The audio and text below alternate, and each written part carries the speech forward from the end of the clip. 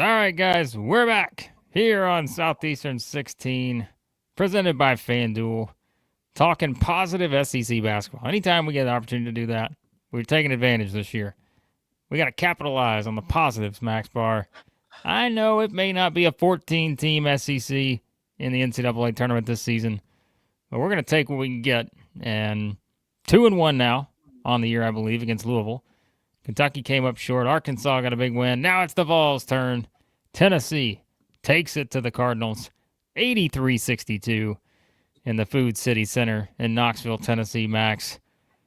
An incredible performance for the Vols. Just physically dominate the game. Dominate. Jacoby Gillette just dominate that game physically. That's what you got to do. And that's really what Rick Barnes' best teams have done over the years. Let's be honest. That's how, if they're going to be a team that can win an SEC title, and we'll get to that in a minute, I think you got to see that kind of physicality you saw tonight. 23 points for Gillespie. Jaylen Carey with 12 off the bench. Obviously had a big game, 12 and 10. 4 offensive rebounds. We said that was a stat to monitor, even though Tennessee only got 10 of those. Still, Carey played well. Nate Ament goes for 13 and 7. And, yeah, that was kind of the story of the game here, Max. The Vols got to the free throw line a bit. We're going to obviously mention the fact that Mikel Brown did not play. That one we did not go into in the preview because I don't think we expected that. Did we miss that, or was that just kind of a late call? I think the whole country missed that. I don't think anybody had that. It was his back injury that was from the last game, I think, that was lingering that he's been dealing with, but was not aware. That definitely changed. I think I would have picked Tennessee if I knew Brown wasn't going to play. But I'm going to be honest with you, too. Yes, the game would have been different somewhat, but if Tennessee played like that, it may not have mattered who was on the floor because they just came out, and again, the physicality, just kind of being the aggressor from the start, that was the difference in this one. Who says the kiss of death doesn't work anymore? Who says the kiss of death doesn't? That was as strong as a kiss of death as we've had all year. That was a good one right there. So maybe, Blake, if we knew Mikel Brown was going to be out and switched our picks, the energy would have been off. The energy would have been off. Everything that needed to happen happened there, lining up for a Vols physical domination. The bully ball committee. Yes. The bully ball committee is having a tough time denying Jaylen Carey from the top spot right now. Holy smokes. This guy is a monster out there. This is like Patrick Willis as middle linebacker, the 49ers, just destroying every run up the middle that comes his way. And then you try to go outside, he tracks you down and destroys you there too. Jaylen Carey, 23 minutes, 12 points, 10 rebounds, a block, a steal, 3 assists, and only 1 turnover. 4 of those 10 rebounds were offensive. This guy is an absolute machine. Been over here talking up JP Estrella left and right. Jaylen Carey, welcome to the show. Yeah, no doubt. I mean, look, Josh, I don't know what you missed, man. I just said that. I literally just said that. What are you talking about? Josh. I literally rewind the tape for a second, everyone. Let's all rewind the tape. I literally just said that phrase. I said it didn't matter who Louisville put on the floor. Tennessee was winning this game. Come on now, Josh. You get on me a little too hard sometime, and I'm not going to stand for it, pal, unless you give me a super chat, and I'll stand for it anytime you want, baby. No, in all seriousness, yes, that's exactly what I said, but I appreciate you repeating that for me. But with Carey, look, I mean, we said early in the season, right? It's one where we were like a little curious about, like, all right, his role maybe is not what we thought it would be just yet, and it seemed like he was still kind of acclimating. But you look at now, that's going to be 4 of his last 5 games. Really kind of started with the Houston game, didn't it? Where his role really, like, you're starting to see, okay, this is the guy that when he transferred from Vanderbilt, and we saw all the positives last year of what he could be, now you start to see him, what feels like, get a little bit more acclimated, understand his role on this team. Man, look out. And I know they've lost 3 in a row entering this game, right? And even in games he's played well, but I think he is going to be a catalyst, especially in SEC play, because what do we always say about SEC play?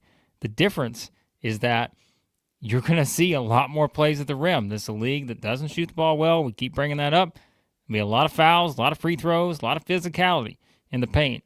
He could very well be an MVP of this team by season's end because that's exactly what Tennessee's going to need, and that was on full display here, and Louisville wanted no part of it.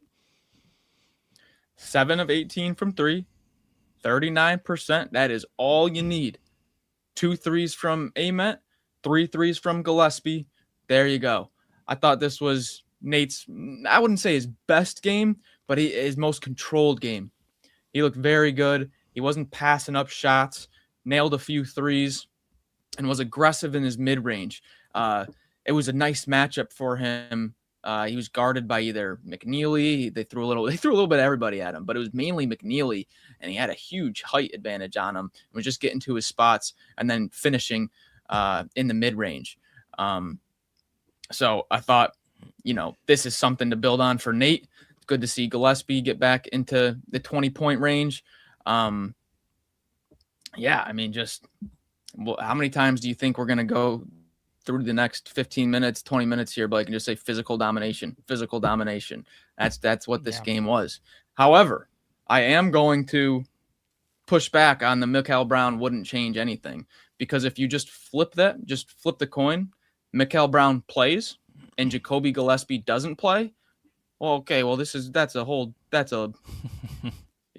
Brown's playing, and then you don't have 23 points in 33 minutes, 3 rebounds, 5 assists out of Jacoby Gillespie. So, a lottery pick, one of the best point guards in all of college basketball, a game changer, is going to have an impact on the game. Maybe not physically, but on the perimeter, shot creation. How many times did Jimmy Dike say Louisville's offense is predicated on paint touches, drives, and kicks? Didn't have their best paint touch guy. How do you say one of the best players in all of college basketball not playing doesn't have an impact on the game? Yeah, no, I think you could tell, and that's where, from the start, I think you could tell that. I think once you started to see how Louisville was trying to approach this thing, and you're kind of seeing, again, what Tennessee's strengths are, you're thinking, oh boy, it could be one of those nights where they just can't score. And I think that, again, when you take a guy who's averaging 17 a game and someone who kind of, that can facilitate the same way, when you go play Tennessee on the road, you brought this up in the preview, it's one of those where if you were going to this game and you were 100% confident that Tennessee was going to win, your reasoning was probably going to be one of two things. Either I'm just betting on the fact that Rick Barnes isn't losing 4 in a row, and we're going to call it that and say that ain't going to happen because you mentioned it'd been a while since that happened, or it's going to be simply the fact that for whatever reason, when you get these guard, 3-point, perimeter-oriented type teams that go in there, and Tennessee just locks them down. And what is it? I think there was a comment we had here. I think it was James's. There needs to be a study done on how dominant Rick Barnes' teams have been against guard-centric teams that rely on the threes over the years, because it's been the case. And I'm not saying it's happened in every single instance. We don't have all that in front of us right now. But, I guarantee you, it is a metric that is worth studying when it comes to just the way that he's been able to have that kind of success and put his teams in position. And so usually, there are probably multiple facets to it, but how many times have we probably said over the past couple of years, it's just Tennessee just more physical on the perimeter. They push people out. They don't want to attack them because they know they're going to run into the guys in the paint that are going to be physical. The guards are physical, and we can say that all the years with Ziegler there. He's just what do you want, annoying, just having to have this guy on you. It's just please get him away, because you had no answer for it. And so I think, it's a great point by James. And I think, again, it's one where without a guy without Brown on the floor, obviously there were some changes for Louisville, and maybe there was hey, we may need a little bit to adjust. Well, you can't have that against Tennessee because they're gonna take advantage of it. And that's why I'll bring this up. I asked you last week, I wrote my column for the Basket and Review, and I said, all right, Max, I'm putting all these teams in tiers, okay? I said, I am deciding that right now I'm going to start putting teams in tiers in the SEC. I had the title contenders. I had the who are you tier, which was just, I'm still waiting to find out who you are. I had the slippery slope tier, which is the teams that I thought, maybe it's trended down a little bit. And then the danger zone teams needed to completely figure something out, right? And I said, Max, the team I'm having a hard time with is Tennessee. I said, do you think I should put them in the title contenders, or do you think I should put them in the who are you, because they're on a 3-game losing streak and we're still trying to figure them out? And you texted me back and you said, title contender, their defense is going to be elite. They're still going to win with their defense. And you're right. Like, this was the kind of game Tennessee won with their defense and kind of proved that if they play like that, they're going to have a chance to win the SEC title. Yeah. I mean, you saw it there perfectly. Perfectly. That is what they can do to teams, especially at home. That's what they can do to teams that rely on perimeter offense. That's not going anywhere. That's your foundation, right? And that's why I think that they're still a title contender, because you have that foundation where other teams maybe, they have the 3-point variance, or they have other angles of variance where game to game it's who knows, where Tennessee, you kind of have a bedrock where, even though you lost to Illinois by a lot, you only let up 75. Even though you lost to Syracuse, you only let up 62. Like, the defense is not the problem, right? And the defense is consistent, and that's why I think they are a title contender. But even more why I think they can contend for the title. Do you know who is number 4? Okay, number 4 in the country in offensive rebounding. It's the Florida Gators. Okay, it's the Florida Gators are number 4 in the country in offensive rebounding at 42%. 42% of their misses they're grabbing. Purdue is number 3 at 42.3%. So just barely edging out the Gators. And then just barely edging out those two at 42.6%. UCF second in the country in offensive rebounding. 3 percentages higher. 3. So 4, 3, and 2. We're all within 0.5 of each other, from 42.1 to 42.6%. The Vols are up at 45.3% offensive rebounding rate. 3 percentage points higher than number 2 in the nation. The Vols are far and away the number 1 offensive rebounding team in the nation. That's why I think they're a title contender. Yep. I think that's where, again, just the physicality, the way they defend, and if they can do basically, like you said, I mean, that's what we kept talking about with Florida last year, was it's like, hey, their guards are great, and obviously they're going to make a lot of shots, but when they miss shots, they're going to get offensive rebounds, because you just knew that they were going to get a lot of second chance opportunities with this team. I think you're going to have those games where you're going to absolutely need those to have as many as you can get, because the shooting may not be there as consistently as you want it to be. Whether it's an off night from Gillespie or Ament or whoever, like, I think, yeah, like, that's going to be a theme, and Tennessee can find other ways to win. And so, yeah, just an impressive performance. There's no other way to put it. Again, I just think it's one where, you're going to look at this for Tennessee and you're like, all right, this is exactly what we needed. We had the 10 days off.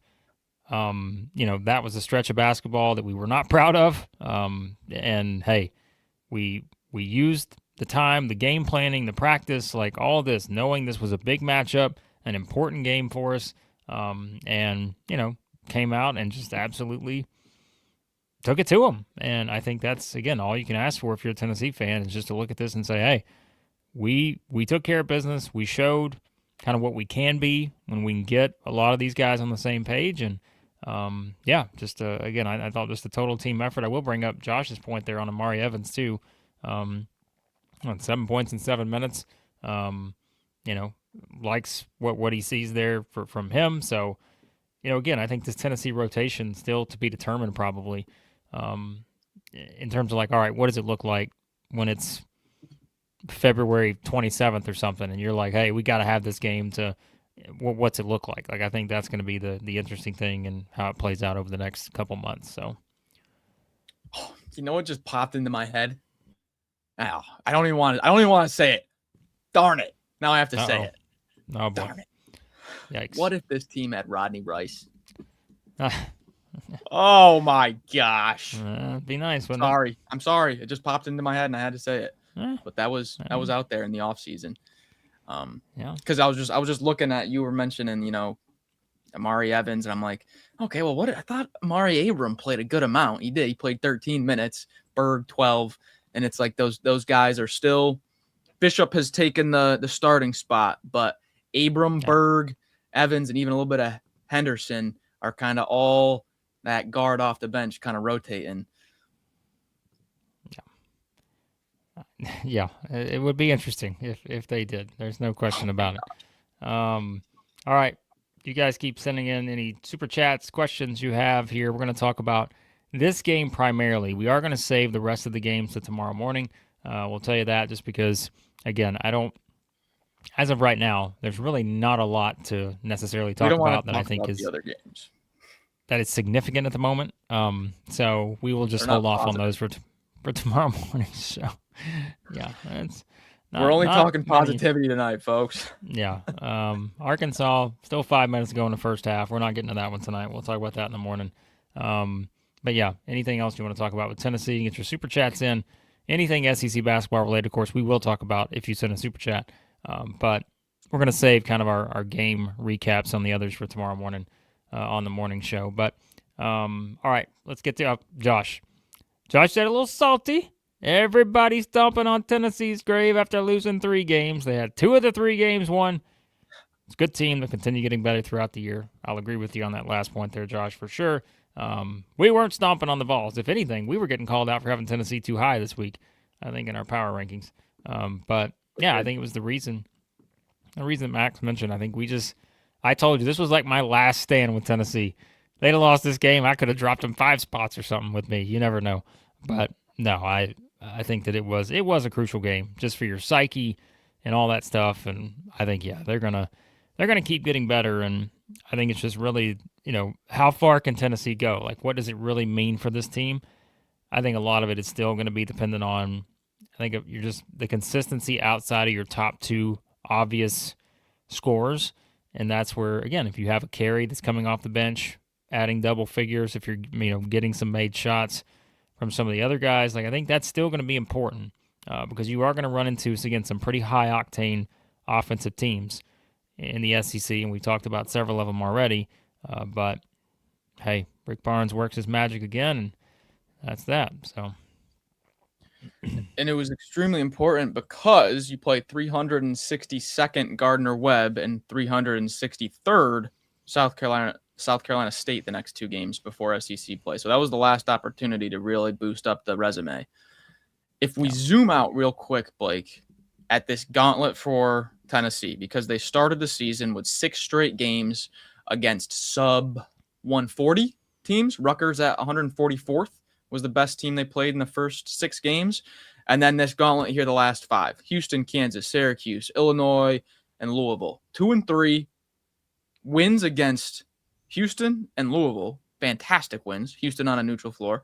Losses against Kansas and Illinois, okay, 2 and 2, and then you got the Syracuse game. But how are we feeling? Starting it off with a Houston win, sandwiched in there with a Louisville win tonight. Yeah, I think if they win the Syracuse game, like you're about as okay with that as can be, right? Yeah. That's the one that you're going to look back on and just be like, yikes, can we never mention that game again? Because I think like that's, if you told me that they win at Syracuse and when you asked me that same question, I'm like, what more could you ask for? Feel great. You won a couple games against good teams. You lost a couple games against good teams. All right. Like, that's fine. Like, I don't know that anyone expected them to win all those games. So I would have probably said perfectly okay. But I just think it's like that Syracuse one just sticks out like a sore thumb right now. And I know one of the reasons why is because Syracuse lost the other night to, who was it, Hofstra. Which, again, I don't think Hofstra's terrible. But, yeah, it's still just one of those where you'd love to have that game back. I don't think that game's going to necessarily, if we're looking up 2 months from now, we're like, oh, that's the one that held them back from this seed or that seed. I think Tennessee will eventually outplay it, and it's fine. But nonetheless, you're going to take those 2 good wins. You had 2 losses against, again, good competition. And I think it's just the Syracuse one that I'm going to say, come on. Can we replay that one more time? But, yeah. I think if I've got 2 glasses here, I've got one that's I don't feel good, and then one is I feel good. There's more water in my feel good glass right now for the Vols, if that makes any sense. There's more water in the feel good. Yeah, I'm feeling better rather than worse, especially just because if you go back, I rewatched the highlights of that Syracuse game too. It's just playing up at the Dome. It was first true road game of the season. No Donnie Freeman announced before the game, so maybe you take him a little bit lightly. Game plan changes. Things go haywire. Nate Kings has an unbelievable half. Weird game. Throw it out. Find the trash can, stuff it in there. Sure. You're gonna have some of those throughout the season. No doubt. All right. FanDuel's odds right now. We mentioned this earlier today. They're not being updated at the moment, but SEC winner over at FanDuel. Alabama's still the leader in the clubhouse, plus 300. Vanderbilt plus 320. Florida plus 360. Kentucky plus 750. Tennessee plus 850. That has not been updated after this game.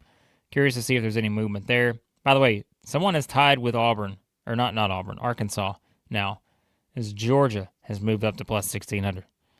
So Georgia's tied with Arkansas? Wild stuff happening over at FanDuel at the moment. And the Bulldogs, they're believers in the Dogs. So the Dogs getting some belief right now. Yeah, Tennessee's national championship odds, if you want those, plus 3,500. Same as Arkansas, a little bit behind Alabama. Vanderbilt still considerably ahead of all those teams at 20-1. Actually, Florida's there too at 20-1. I didn't see that. So, wait a second. You just say Arkansas and Tennessee have the same odds to win the national title? Correct. What are their odds to win the SEC regular season, though? Significant. Tennessee has they're basically plus 800. Arkansas is plus 1,600. How do you have the same odds to win the national title, but you're light years away to win the SEC? Well, some of that's probably based on scheduling and goes into that. But I keep telling you, the best value on the board is Arkansas plus whatever they are at. What are we doing? Because I just don't know why they're that low. I have no idea. I don't know. But anyways. People are asking where Sam is. Sam is at the game in person. Yeah, Sam was there. He sent us a picture on social media of Pat Adams. He's bad during the refs. So Sam, he's bad. Sam, he may be. Sam may be back there giving some post-game tips to Pat Adams and company. Yep. So it's possible. Sam he'll had be checking in, the pregame chatter into Pat Adams' ear. There. Yeah, I think Give me the friendly whistle there, Stripes. Yeah.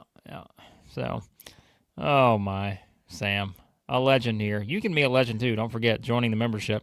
That makes you a legend as well. And our super chats. Josh made sure the super chat streak continued. So we appreciate that. That's like at least, I got to believe it's like 5,827 streams in a row now, Max. Got to be somewhere in there. I think that's an accurate number. These are fun when we win. We should just keep winning. Yeah. We'll do all kinds of win. You're like, hey, we haven't seen you guys much this year. Yeah, what the hell do we talk about at times? Because SEC's struggling a bit, but no, SEC's okay. I mean, listen, we may sound like we're downers sometimes, but remember, we're comparing it to last year. So, I mean, that was just a historic year. The SEC's still the best team in KenPom right now. Or not best team, best conference. I don't know if I completely agree with that, but at least the analytics are trying to tell us something. But the analytics mean everything. So they mean all. And that's why that was an important win. Don't forget, we said this morning, Tennessee was at 34 in the net, which is probably much lower than you expected them to be, but that'll move them up quite a bit, especially given how much they won by. That'll probably move them up at least 10 spots, I'm thinking. So, yeah, they'll take a nice little jump up in the net tomorrow. So. Speaking of jumps up, they went from 18 to 15 on KenPom, and that's even a little light. I feel like they might, by the morning after the other results happen, they might be more like 14 or 13. I feel like a 20-point win against a top 15 analytical team, you should move up more than 3 spots. But I agree. Josh did mention, and you may have said this a little bit, but yeah, like you talk about Tennessee's start to SEC play at Arkansas, home against Texas, at Florida, home against A&M, home against Kentucky, at Alabama, at Georgia. So interesting first half or so of league play for them. I look at Tennessee's back half of their schedule, sets up very nicely, in my opinion. Yeah. So, I'm not saying every game's going to be easy. I just think it's a better flow to their schedule based on what we've seen from current opponents, I think their back half sets up very nicely. So if they can navigate the early part of the SEC schedule, tough road games, as we said. Look at those first 4 road games: Arkansas, Florida, Alabama, Georgia, and then they go to Kentucky after that on February 7th. So, yeah, navigate those. You're going to be okay. Tennessee's first 5 road games, well, their next 5 road games are all against KenPom top 25 teams. Mm-hmm. Yep. Okay. Win the home games, and you don't have to worry. That's right. And Tennessee usually wins the home games. They're pretty good at those. So, that is also true.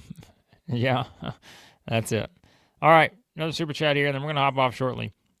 9-time champion. A champion every day. $2 super chat. Thanks for making every day in the SEC fun. We try to keep it fun here, as you guys know. We don't take things too seriously. We have fun. When you guys hate on our picks, we always have fun with it because we're like, you know what? We're just going to do the emotional hedge. You know what I did tonight, Max? I did the emotional hedge. Tennessee money line was in at lunchtime today. Didn't even think twice about it. After the Southeastern 16 KOD this morning on the prediction video. We win either way. It's so back. The kiss of death is so back. It's back. So who are we going to put it on? Hold on. Let's look at the upcoming schedule here. Hang on.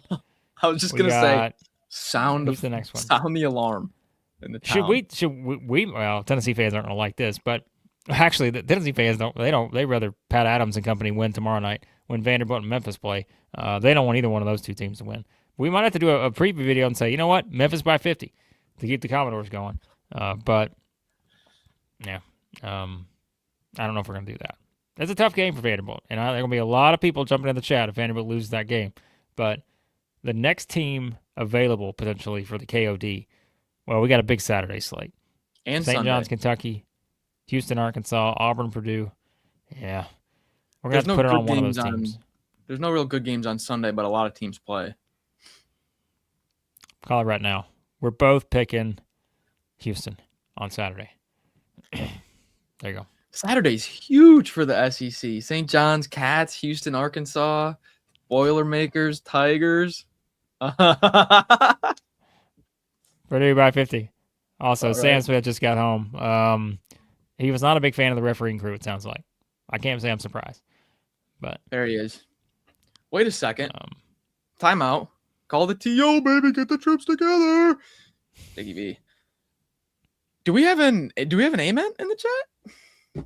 Or is this just a YouTube username that is a fan of Nate Ament? That would be pretty cool. We got some verification here.